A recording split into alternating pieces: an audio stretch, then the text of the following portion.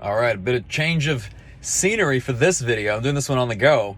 The question that came in is, Mike, what do I do when I'm not feeling confident? I'm not feeling confident in what decisions to make, what direction to take. Everything that's been going on over the last several months has not left me feeling very confident.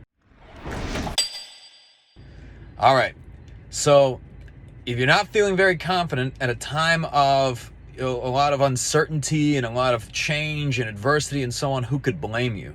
However, the thing I will tell you is that, at its core, confidence is going to be earned, and the only way that you can earn confidence is through results. The other ways in which you can attain so-called confidence, or rather false confidence, which is really ego, is, you could tell yourself you're great, you could tell yourself you're amazing, you could tell yourself a success, but when you know those things are not true, you are simply, applying self-deception.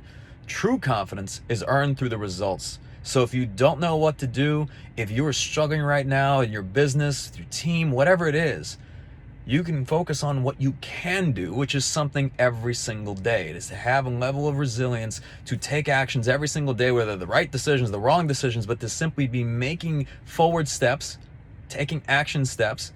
And the reality of it is, until you have achieved the result, until you have gone through it, whether it's going through a period of adversity and overcoming it, whether it's seeing a certain barrier or challenge and solving it, whatever that is the only way to truly gain confidence. So if you're looking at anything else that will give you that, nothing will be long lasting. And this requires courage. So to do things when you don't know what the outcome will be, whether there is risk and there is uncertainty, does require courage. And that's really the first step. You have to apply courage, and you've just got to do it.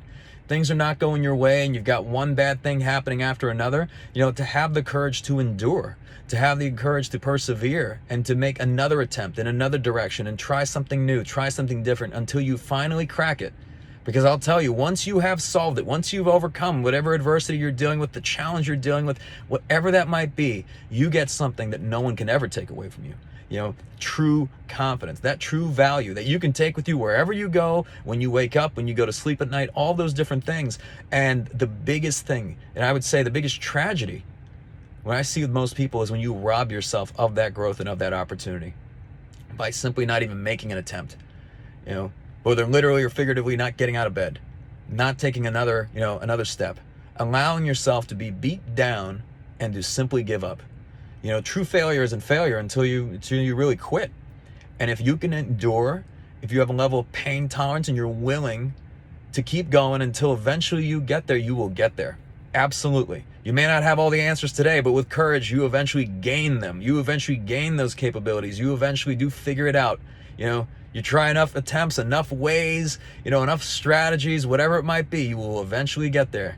You don't need to be right every time. You just need to be right once.